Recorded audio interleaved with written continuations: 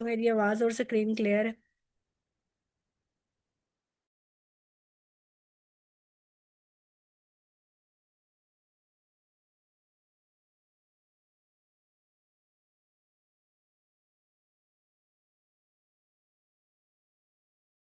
जी चले ठीक है, हम लोग ना क्लास स्टार्ट करते हैं। तो आप लोग मुझे ये भी बता दें कि आप लोग को कोई बैकग्राउंड में वॉइस तो नहीं आ रही, किसी किस्म की भी, अगर आप लोग को नहीं, कोई चलने ठीक है। कोई आवाज नहीं है। हाँ जी।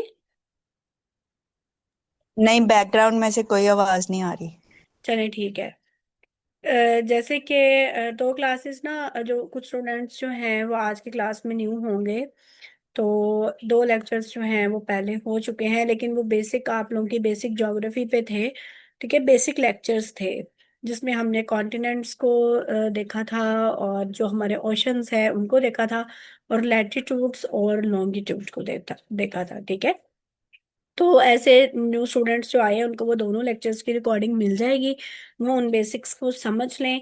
मेन जो है ना वो हमने आज से ही पढ़ना है। ठीक है।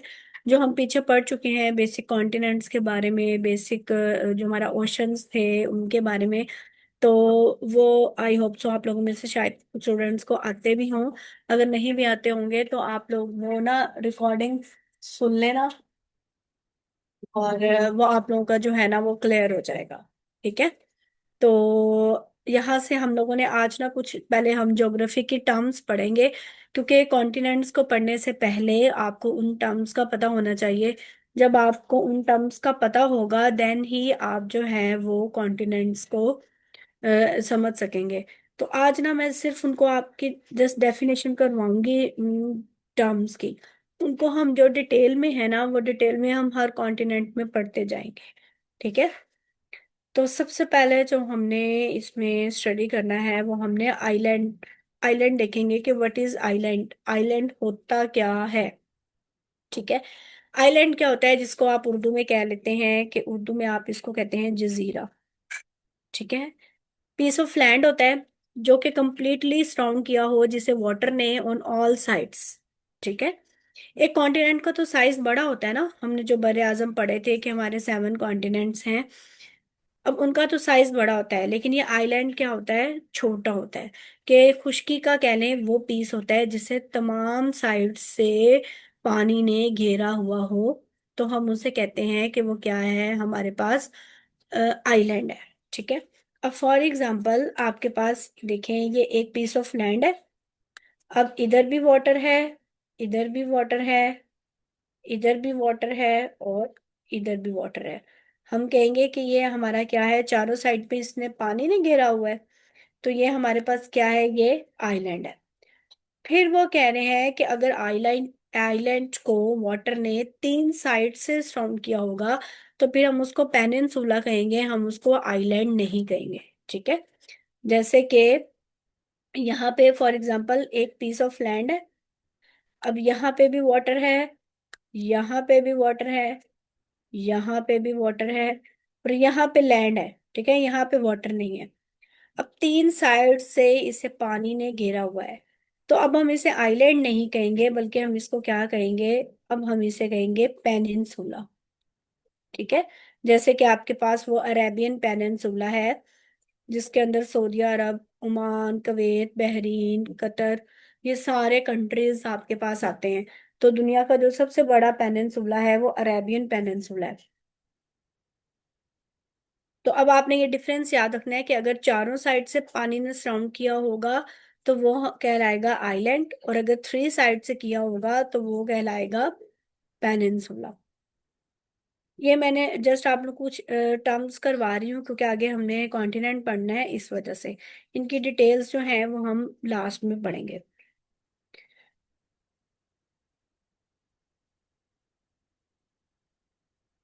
अच्छा, एक फिर हमारे पास आता है आर्ची, आर्चीप्लैगोस किसे कहते हैं, ग्रुप और चेन ऑफ आइलैंड्स। ठीक है, आइलैंड है, अब जैसे कि फॉर एग्जांपल इंडोनेशिया है, अब ये छोटे छोटे जजीरों पर मुश्तमिल है, ग्रुप ऑफ आइलैंड्स है। ठीक है, इस तरह से इंडोनेशिया में कह लें कि ये आइलैंड है, ये आइलैंड है, मतलब ये ग्रुप ऑफ आइलैंड्स हैं। तो ग्रुप ऑफ आइलैंड्स जो हैंगे हम उन्हें कहेंगे आर्चीप्लैगोस। ठीक है। ये पेनिनसुला जो है, ये अभी मैं आप लोगों को डिटेल से पढ़ा चुकी हूँ कि पेनिनसुला क्या होता है। जैसे अब देखें, यहाँ पे जो है तीन साइड्स पे पानी ने सराउंड किया हो, तो उसको हम कहेंगे कि ये क्या है, पेनिनसुला है। ठीक है, surrounded by water on three sides and connected to the mainland on one side. कि एक तरफ से वो लैंड से जुड़ा हुआ है, बाकी तीनों साइड्स पे उसके पानी है, तो वो हमारे पास पेनिनसुला कहलाएगा।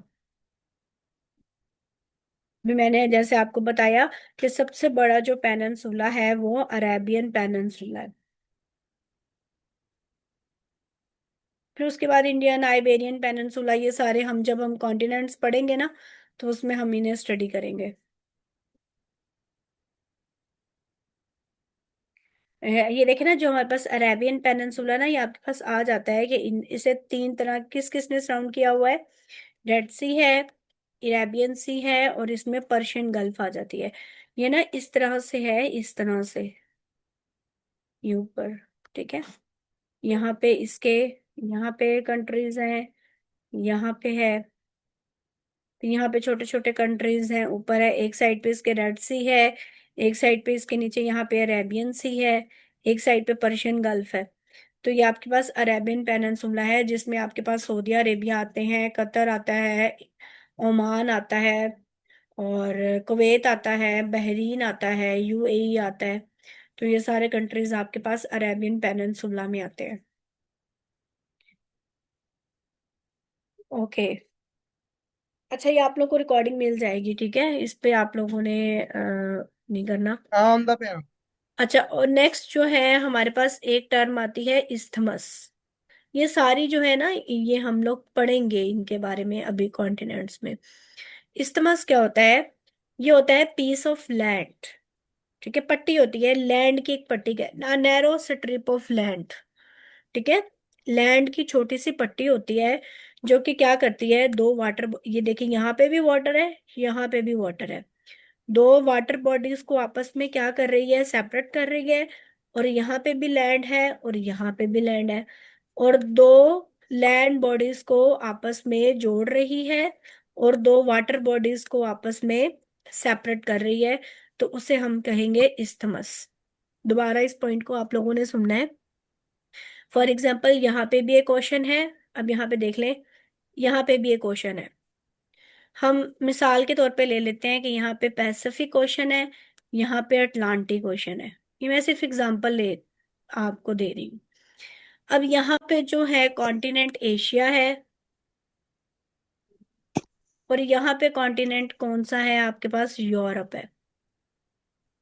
अब देखिए, एशिया यूरोप से अगर यहाँ पे लैंड हो, लैंड की नैरो स्ट्रिप हो, ठीक है, narrow strip of land, Asia को यूरोप से मिला रही हो, तो अब ये जो लैंड की नैरो पट्टी है ना, जो कि दो कॉन्टिनेंट्स को आपस में मिला रही है, उसे हम कहेंगे इस्थमस। मतलब जो दो लैंड बॉडीज को आपस में मिला रही हो, और दो वाटर बॉडीज को आपस से सेपरेट कर रही हो, कि एक यहाँ पे ओशन है, एक यहाँ पे ओशन है, दरमियान में एक छोटी सी पट्टी आ गई है जमीन की, तो उसे हम कहेंगे कि वो क्या है, हमारे पास इस्थमस है। ठीक है, आई होप आपको यहाँ पे क्लियर हो गया होगा। जहां से क्लियर ना हो तो आप लोगों ने क्या करना है, आपने नीचे ना चैट बॉक्स में बता देना है। ठीक है, उसके बाद इसी के ही ऑपोजिट एक टर्म होती है स्ट्रेट। ठीक है, ये देखिए, आपसे ना जब पेपर में क्वेश्चंस आते हैं ना, तो इस तरह से पूछते हैं कि जो इस्थमस ऑफ पनामा है, ये किस किन को कनेक्ट कर रहा है। तो ये नॉर्थ और साउथ अमेरिका को आपस में कनेक्ट कर रहा है। ये अभी हम जब नॉर्थ अमेरिका और साउथ अमेरिका पढ़ेंगे ना, तो उसमें हम पढ़ेंगे कि इस्थमस ऑफ पनामा। और ये किन दो ओशंस को सेपरेट कर रहा है, अटलांटिक एंड पैसिफिक ओशंस को ये आपस में सेपरेट कर रहा है। जो न्यू स्टूडेंट्स हैं उनके लिए मैं बता दूं कि हम लोगों ने पांच तरह के ओशंस पढ़े थे, जिसको हमने याद किया था, वर्ड था पैसा, PAISA। ठीक है, पी से हमने पढ़ा था पैसिफिक ओशन, इसकी तरतीब भी ऐसे ही है, सबसे बड़ा पैसिफिक ओशन है। उसके बाद हमने पढ़ा था अटलांटिक ओशन, फिर हमने पढ़ा था इंडियन ओशन, फिर हमने पढ़ा था साउदर्न ओशन, और लास्ट में हमने पढ़ा था आर्कटिक ओशन। तो ये जो हमने 5 ओशंस पढ़े थे, कि अब जैसे आपसे क्वेश्चन आ जाता है कि इस्थमस ऑफ सुएज जो है ये किन दो कॉन्टिनेंट्स को आपस में कनेक्ट करती है, तो ये एशिया एंड अफ्रीका को आपस में कनेक्ट करती है, और मेडिटेरेनियन सी को रेड सी से सेपरेट करती है। ये आपसे एमसीक्यूज पूछा जाता है कि what is the name of isthmus that separates the Mediterranean Sea and the Red Sea. तो आपने बताना होता है कि वो इस्थमस ऑफ सुएज है। वो नीचे आपको ऑप्शंस दे देते हैं। ठीक हो गया। तो अभी हम इस डिटेल में तो हम कॉन्टिनेंट्स में ही इसको पढ़ेंगे। यहाँ तक इस्तेमाल क्लियर है आप लोगों को? तो यहाँ तक अगर किसी का कोई क्वेश्चन है तो कर लें, फिर हम नेक्स्ट मूव करते हैं। क्लियर है मैम। अच्छा, नेक्स्ट इसके जो है हमारे पास, इसके जो अपोजिट टर्म होती है वो हमारे पास होती है स्ट्रेट। ठीक है। जैसे हमने पीछे पढ़ा था कि इस्तेमस नैरो स्ट्रिप ऑफ लैंड होती है। ठीक है, जमीन की एक तंग पट्टी होती है। स्ट्रेट क्या होती है? ये पानी की एक तंग पट्टी होती है। ये देखिए, पानी की एक तंग पट्टी होती है जो कि क्या करती है, दो लैंड बॉडीज को आपस में सेपरेट करती है। काइंडली अपने माइक्स जो है ना ये म्यूट रखा करें।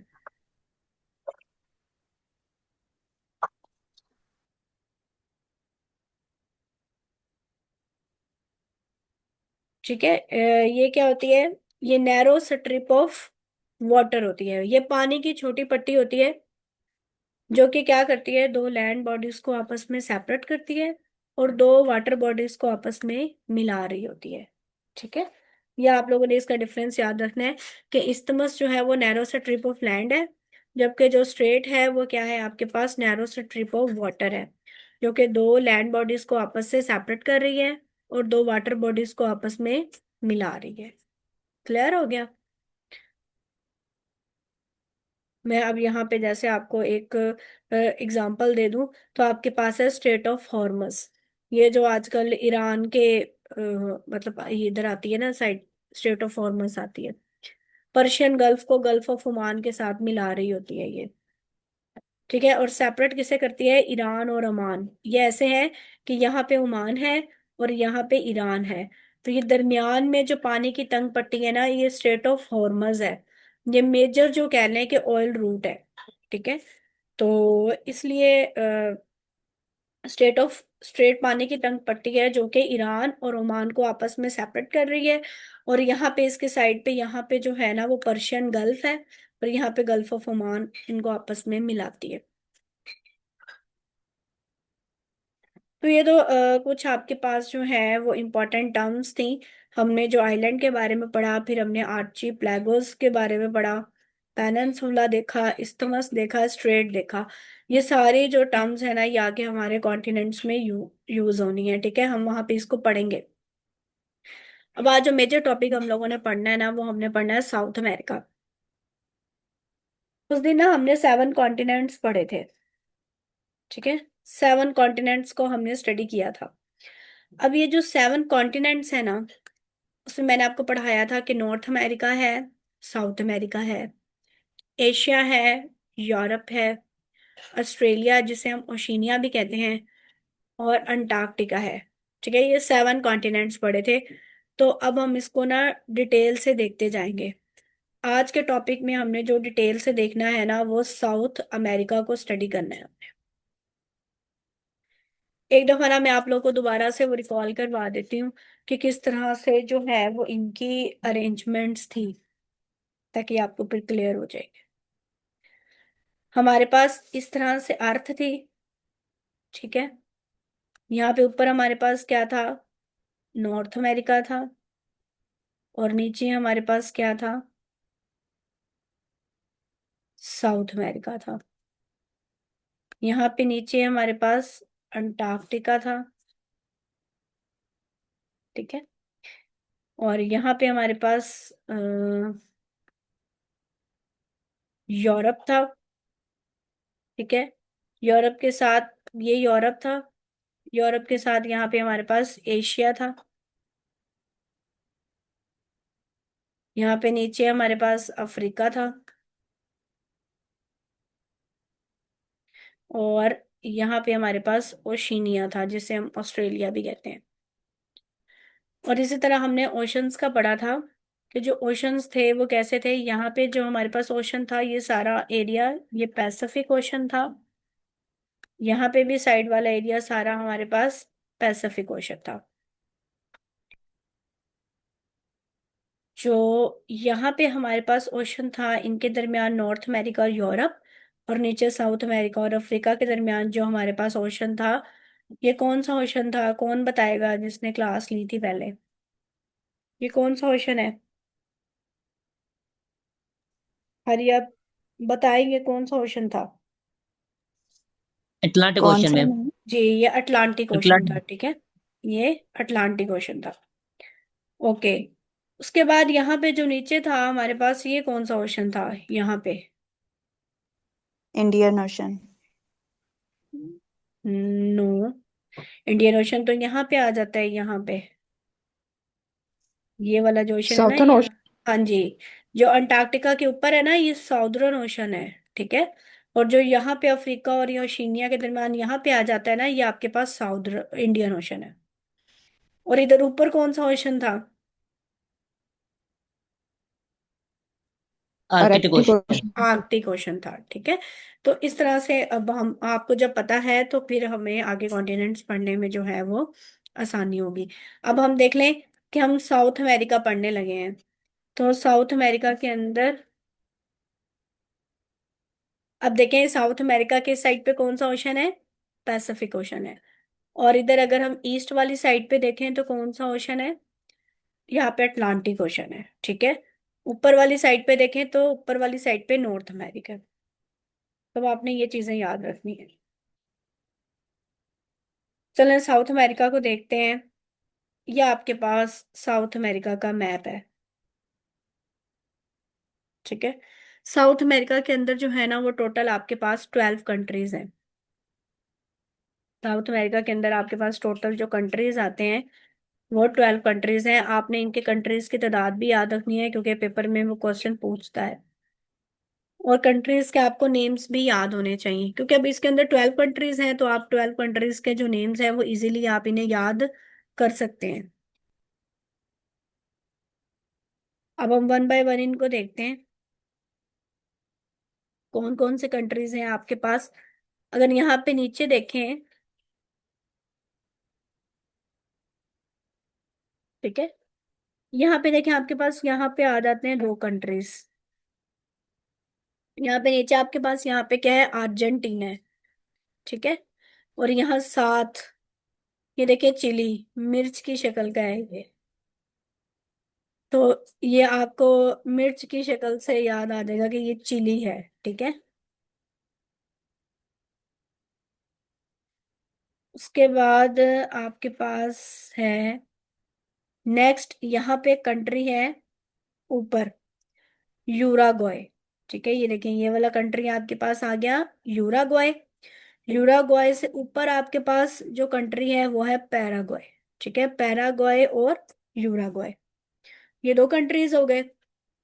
उसके बाद इसके साथ ही पैराग्वाय के साथ जो आपके पास कंट्री है वो है बोलीविया। ठीक है, ये है बोलीविया। फिर बोलीविया से ऊपर यहाँ पे पीरू। ठीक है, ये आपके पास यूं इस शेप में आएगा, ये आपके पास कंट्री है पेरू। पेरू से ऊपर आपके पास है यहाँ पे इक्वाडोर। इक्वाडोर से ऊपर कोलंबिया।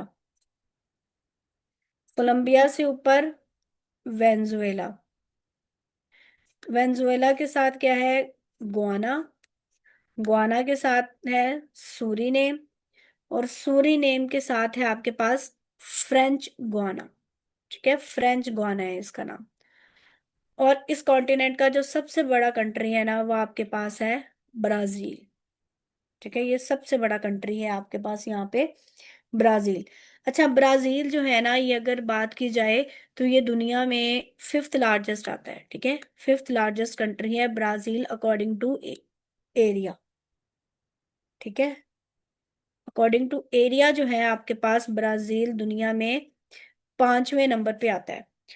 मैं आपको एरिया के लिहाज से बता रही हूँ, उस लिहाज से नहीं बता रही आपको पॉपुलेशन के लिहाज से नहीं बता रही। तो आपको एटलीस्ट पहले 5 कंट्रीज के बारे में पता होना चाहिए जो आपका अकॉर्डिंग टू एरिया होते हैं। उनको याद करने का तरीका है आपके पास RC, UCB। ठीक है। आर से आपके पास आ जाता है रशिया। ठीक है, आर से आपके पास क्या है? रशिया है। सी से आपके पास है कनाडा। ठीक है, रशिया जो है वो वर्ल्ड लार्जेस्ट कंट्री है according to area. Second number पे आपके पास आता है कनाडा। थर्ड नंबर पे आपके पास आता है यूएस। ठीक है, यू से यूएस। चौथे नंबर पे आपके पास आता है चाइना। और पांचवें नंबर पे आपके पास आता है ब्राजील। ठीक है। तो इसकी जो आपके पास तरतीब है, इसे आप RCUCB से याद रख सकते हैं। Russia, Canada, US, China and Brazil. कौन बताएगा कि पॉपुलेशन के लिहाज से वर्ल्ड का लार्जेस्ट कंट्री कौन सा है? आबादी के लिहाज से दुनिया का सबसे बड़ा मुल्क। हाँ जी। चाइना। इंडिया। चाइना नहीं है। ठीक है, चाइना पहले था, अभी रिसेंट जो है ना वो इंडिया है। चाइना जो है इंडिया। दूसरे नंबर पे आता है, क्योंकि चाइना ने वो पॉलिसी अपना ली थी ना, वन चाइल्ड पॉलिसी वाली। तो उसकी वजह से इनकी जो पॉपुलेशन थी वो कम हो गई थी। अब इंडिया जो है वो फर्स्ट नंबर पे है और सेकंड नंबर पे आता है चाइना। तो आपने अब इसके, ये 12 कंट्रीज हैं, इनको ऐसे याद करना है। अगर आप यहाँ नीचे से स्टार्ट करें इसको याद करना, कि अर्जेंटीना है, चिली है, यूराग्वे है, पैराग्वे है, फिर बोलीविया है, पेरू है, Ecuador, Colom Colombia, Venezuela, Guyana, Suriname, French Guiana और ब्राजील। इस तरह से ये 12 कंट्रीज हैं। तो जब आप इसको खुद ड्रा करेंगे ना अपने हाथ से, जरूरी नहीं है कि आप कंट्रीज की इसी तरह से बाउंड्रीज को भी ड्रा करें। ठीक है, आप बॉक्स बना के और इसकी तरतीब को जो है वो 1 से 2 दफा जब आप इसका स्केच बनाएंगे ना, तो ये आपको कंट्रीज भी याद हो जाएंगे और इनके नेम्स भी याद हो जाएंगे। अब जैसे अगर फिजिकल फीचर्स की बात करें, यहाँ पे इनके फिजिकल फीचर्स की बात करें। ठीक है, तो ये देखें।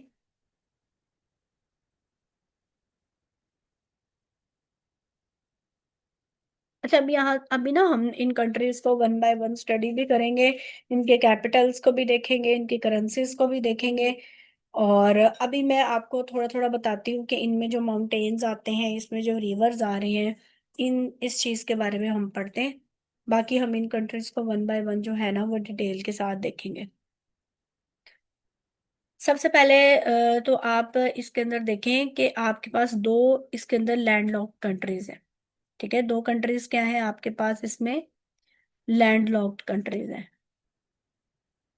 ये आपने याद रखना है कि साउथ अमेरिका के अंदर आपके पास कितने लैंडलॉक्ड कंट्रीज हैं? 2। लैंडलॉक्ड किसे कहते हैं? लैंडलॉक्ड ऐसे कंट्रीज को कहते हैं जिन्हें कोई भी वाटर बॉडी ना लगे। ठीक है, जिन्हें कोई भी समंदर ना लग रहा हो, तो ऐसे कंट्रीज को हम कहते हैं कि ये जो कंट्री है वो लैंडलॉक्ड कंट्री है। अब यहाँ पे देखें, इन सबको समंदर लग रहा है। इसमें ये जो है ना, ये देखें, ये बोलीविया और पैराग्वे, ये 2 कंट्रीज ऐसे हैं जिन्हें समंदर नहीं लग रहा। बोलीविया एंड पैराग्वे, तो इन्हें समंदर नहीं लग रहा। तो इन्हें हम क्या कहेंगे कि ये 2 कंट्रीज आपके पास क्या हैं? लैंडलॉक्ड कंट्रीज हैं। तो अगर आपसे पूछ लिया जाए कि साउथ अमेरिका के अंदर कौन से 2 लैंडलॉक्ड कंट्रीज हैं, तो एक है पैराग्वे और दूसरा है बोलीविया। ठीक हो गया। उसके बाद अगर हम देखें तो यहाँ पे ना हमारे पास एक माउंटेन रेंज आती है। ठीक है, इसके अंदर जो माउंटेन रेंज आ रही है वो यहाँ, मतलब यहाँ पे ना माउंटेन रेंज है आपके पास। इस माउंटेन रेंज को क्या, कौन सी माउंटेन रेंज है? Andes, ANDES। ठीक है, एंडीज माउंटेन रेंज है आपके पास साउथ अमेरिका के अंदर, जिसकी जो टोटल लेंथ है वो है 7,000 किलोमीटर। ठीक है, 7,000 किलोमीटर इसकी टोटल लेंथ है। और ये वर्ल्ड की लार्जेस्ट माउंटेन रेंज है। अगर आपसे पूछ लिया जाए कि वर्ल्ड की लार्जेस्ट माउंटेन रेंज कौन सी है, तो वो एंडीज माउंटेन रेंज है, और वो साउथ अमेरिका के अंदर है। ठीक हो गया। और इसकी आपसे वो पूछ लेते हैं कि एंडीज की हाईएस्ट पीक कौन सी है। तो एंडीज माउंटेन रेंज की जो सबसे हाईएस्ट पीक है वो है माउंट अकैनकेजुआ। ठीक है, माउंट अकैन अकैनकेजुआ। ठीक है, ये आपने याद रखना है। माउंट अकैनकेजुआ जो है वो इसकी सबसे हाईएस्ट पीक है, जिसकी जो हाइट है वो कितनी है, 6700 मीटर है। ओके। उसके बाद ना यहाँ पे बोलीविया। ठीक है, ये यहाँ पे आपको शायद नजर आ रहा होगा, बोलीविया का कैपिटल है,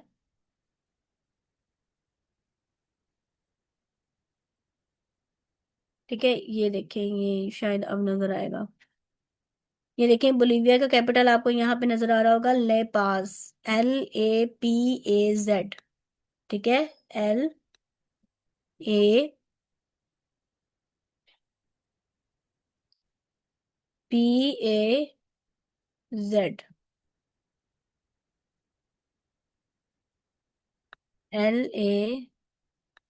LAPAZ। ठीक है, ले पास।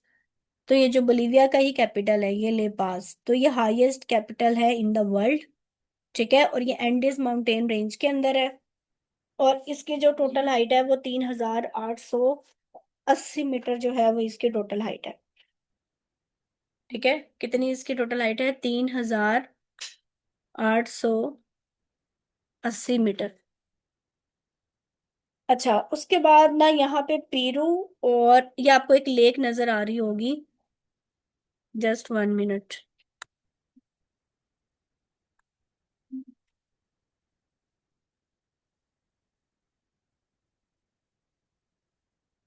ये आपको एक लेक यहाँ पे नजर आ रही होगी, पेरू। ये पेरू है ना, और ये बोलीविया है। इसके बॉर्डर पे ये देखें, एक वाटर बॉडी नजर आ रही होगी आपको। ये जो लेक है ना, ये इसको कहते हैं लेक टीटिका। ठीक है, कौन सी लेक है ये, लेक टीटिका, TITICA। ठीक है, लेक टीटिका है। और ये जो लेक टिटिका है ना, ये highest lake in the world है। ठीक है, लेक टिटिका कौन सी है, highest lake in the world है। और इसकी जो हाइट है वो है 3810 मीटर। अब आप देखें कि हमने दुनिया की सबसे लार्जेस्ट माउंटेन रेंज भी इसी कॉन्टिनेंट के अंदर पड़ी है, एंडीज माउंटेन रेंज। फिर इसके बाद हमने दुनिया का सबसे हाईएस्ट कैपिटल भी इसी कॉन्टिनेंट के अंदर पड़ा है, साउथ अमेरिका के अंदर, ले पास।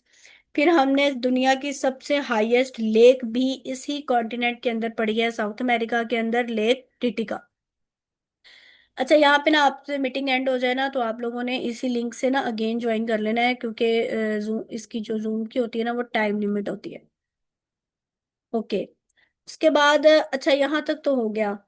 अब आगे हमने ना यहाँ पे देखना है, ये देखें, आपको यहाँ पे नजर आ रहा होगा वेनेजुएला। ठीक है, मैम ये लेपास किस कैपिटल है? जी क्या कह रही हैं आप?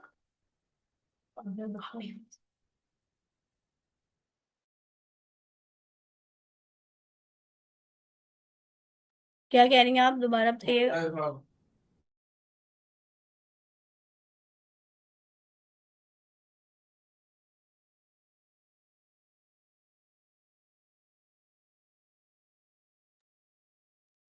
अच्छा ना, यहाँ पे देखें, ये वेनेजुएला है ना, वेनेजुएला, इसी में ना यहाँ पे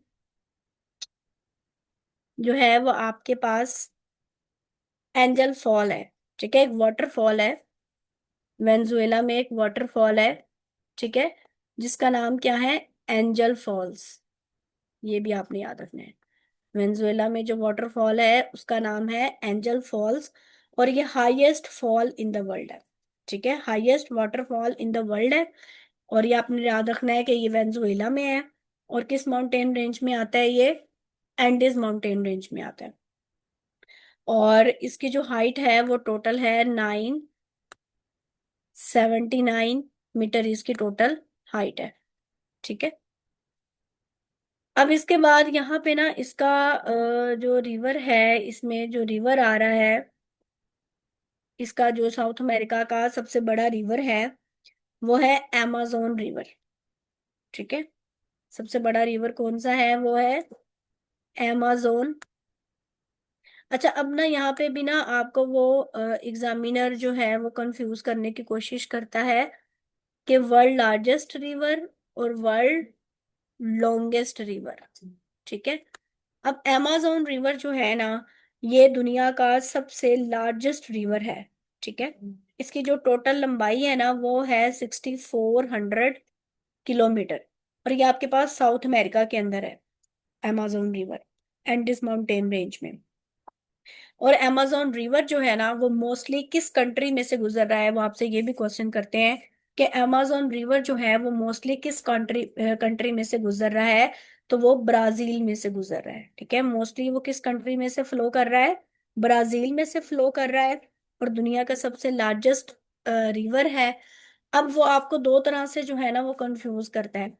एक वो आपको कहता है वर्ल्ड लार्जेस्ट रिवर, और एक वो आपको कहता है वर्ल्ड लॉन्गेस्ट रिवर। तो इनको भी जो है ना वो हम देख लेते हैं, वर्ल्ड लार्जेस्ट रिवर को भी और वर्ल्ड लॉन्गेस्ट रिवर को भी। अगर वो आपसे पूछ ले कि वर्ल्ड का सबसे लार्जेस्ट रिवर कौन सा है, ठीक है, पेपर में आपने स्टेटमेंट अच्छी तरीके से पढ़नी है। अगर वो आपको लार्जेस्ट की बात करेगा तो आप आंसर लगाएंगे amazon रिवर। ठीक है। और amazon रिवर आपके पास कहाँ पे आ रहा है, साउथ अमेरिका के अंदर आ रहा है, एंडीज माउंटेन रेंज में। और ये मोस्टली जो है ना वो ब्राजील में से गुजर रहा है। ठीक है। अगर वो आपसे क्वेश्चन करता है longest river in the world, तो लॉन्गेस्ट रिवर आपके पास कहाँ पे आता है, ये आपके पास इसका नाम है नील रिवर, दरिया। ठीक है। और ये अफ्रीका के अंदर है, नील रिवर। ठीक है। ये आपने याद रखना है कि लॉन्गेस्ट होगा तो नील रिवर, लार्जेस्ट होगा तो amazon रिवर। अब देखें, हमने यहाँ साउथ अमेरिका के अंदर दुनिया की सबसे लार्जेस्ट माउंटेन रेंज पढ़ी, एंडीज। दुनिया की सबसे हाईएस्ट कैपिटल पढ़ा, ले पास। दुनिया की सबसे हाईएस्ट लेक पढ़ी हमने, इसके अंदर लेक टिटिका। सबसे बड़ा हाईएस्ट हमने वाटरफॉल पढ़ा, एंजल फॉल्स, वेनेजुएला के अंदर। फिर हमने लार्जेस्ट रिवर पढ़ा amazon। ठीक है। जो मोस्टली कहाँ से गुजर रहा है, ब्राजील में से गुजर रहा है। और ब्राजील में से ये गुजरता गुजरता किसके अंदर गिर जाता है, ये अटलांटिक ओशन के अंदर गिर जाता है। क्योंकि हमने पढ़ा था ना यहाँ पे हमने पढ़ा था, जैसे ये देखिए आपके पास ये साउथ अमेरिका है। ठीक है। ये साउथ अमेरिका है आपके पास, यहाँ पे 2 मिनट है।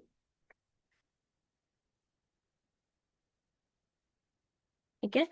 अभी हमने यहाँ पे ये साउथ अमेरिका के अंदर हमने पढ़ा था कि इस साइड पे आपके पास क्या है, इस साइड पे आपके पास पैसिफिक ओशन है। ठीक है। और इस साइड पे आपके पास कौन सा ओशन है, अटलांटिक ओशन है।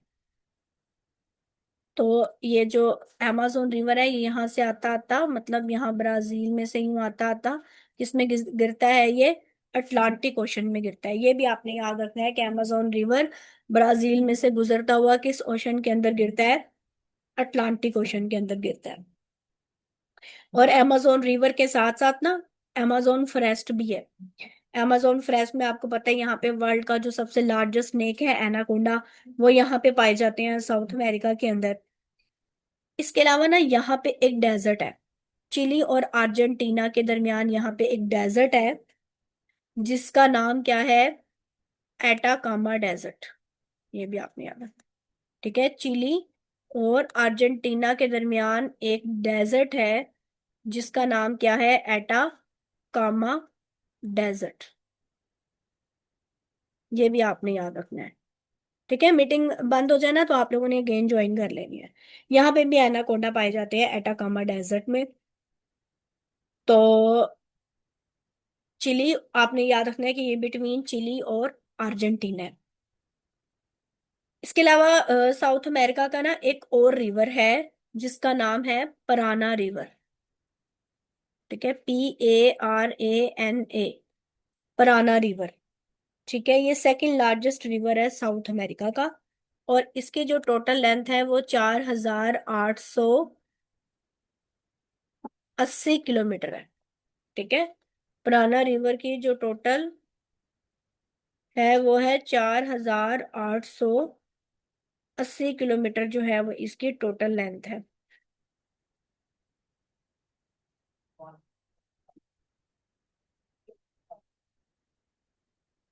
ओके, तो ये तो हमने सारा बेसिक बेसिक साउथ अमेरिका का देख लिया। अभी हमने इसके कैपिटल्स भी देखने हैं, इसकी करेंसीज भी देखनी है, और इसके जो इम्पोर्टेंट कंट्रीज हैं उनके बारे में भी सारी इंफॉर्मेशन देखनी है। तो अभी आप लोगों का जैसे ही ये बंद होगा ना, आपने इसी लिंक से अगेन ज्वाइन कर लेना है। ठीक है, मैं मीटिंग एंड कर रही हूँ, आप लोग इसी लिंक से ना अगेन ज्वाइन कर लें।